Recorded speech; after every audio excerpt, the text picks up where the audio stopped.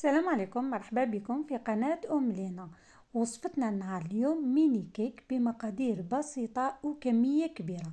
تقدري تعتمديها كمشروع مربح، يجي خفيف مهول داخل اسفنجي كما راكم تشوفوا، خاصة بهذوك ليمول اللي راح يسهلوا عليك الخدمة.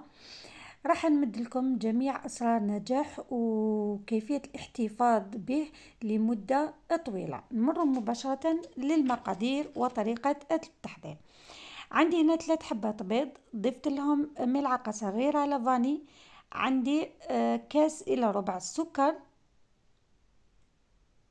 رايحة نطلع مليح بالباتوغ، إذا كان عندك البيتخا راح يكون أسهل ويجيك يعني أحسن.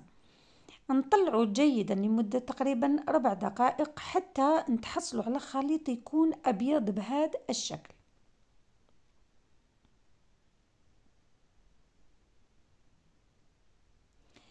هنا عندي هنايا كما راكم تشوفوا كاس إلا ربع تاع الزيت. نبدأ نضيف بالتدريج يعني قطرة بقطرة حتى نتحصلوا على قوام يكون نوعا ما ثقيل، يعني رايح كما المايونيز بهذه الطريقة.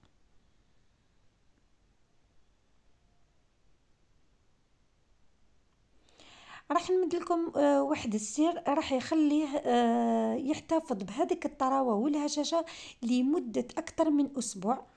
تبعوا فقط الفيديو من الأول والأخير، وإذا لحقتي لهنا وما درتي ليش هذاك الجام حطي لي الجام هكذا باش يستفادوا يعني أكثر عدد من المشتركين.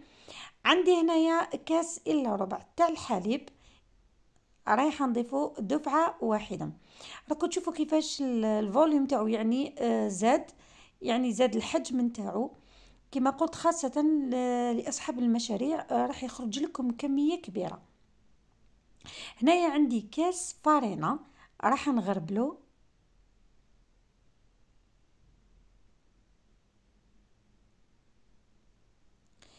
عندي هنايا 2 اكياس خميره كيميائيه رايحه ايضا نغربلهم.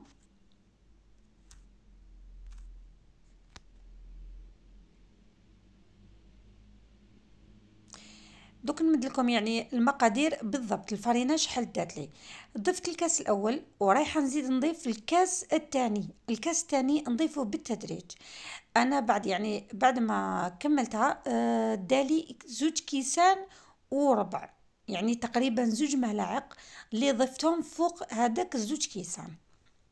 راح نكتب لكم الوصفة في صندوق الوصف، هكذا اللي حبت تولي لها تلقاها مكتوبة. نعاود نطلع بالباتوغ عادي.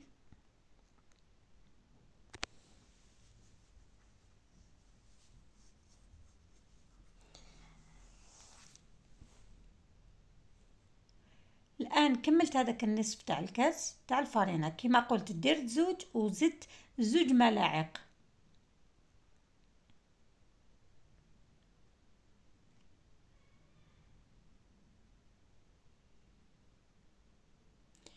هكذا نطلع بالباتوغ ويعني نخدمو رقم 8. إذا شفنا يعني يعني يبان هذاك الرقم نحبسه. هذا هو الملعقة، يعني الملعقة اللي ضفتها اللي هي السر لهاد الهشاشة للكيكة تاعنا، اللي هي ملعقة تاع لا مايزينا. وباش يحافظ على الطراوه نتاعو لمده ويبقى لكم يعني محافظ على الخفه نتاعو لمده طويله، راح نضيف له ملعقه صغيره تاع الخل. يعني هذا هو السر اللي يخدموا بزاف فيه به عفوا اصحاب المشاريع باش يبقى لهم مده طويله. هكذا دوك نجيب لي مول تاعي. عندي هنايا مولا كيك هذاك الطويل، وهذوك اللي نديروهم المول ايضا هذا هو اللي استعملته. وايضا اللي نديرو فيه الكعكات الحجم نتاعو المتوسط، ماهوش كبير وماهوش هذاك الصغير كامل، انا خديت الحجم متوسط. رايحه نضيف الخليط نتاعي ونخلي ربع منه، يعني 3/4.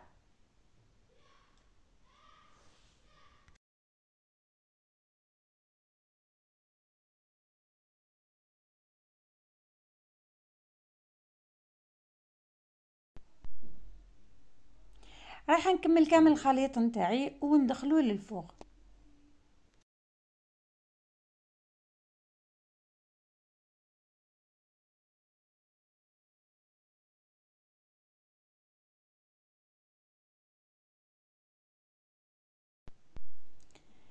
وهم ليك لي ميني كيك تاعنا، شوفوا كيفاش جاو ما شاء الله. كما قلت راهم يتنحوا لي بكل سهوله، طبعا بعد ما دهنتهم بالزبده والفرينه، يعني كنت ما قلتها لكمش من قبل. هاوليك شوفوا شحال جا طري خفيف، جا ما شاء الله.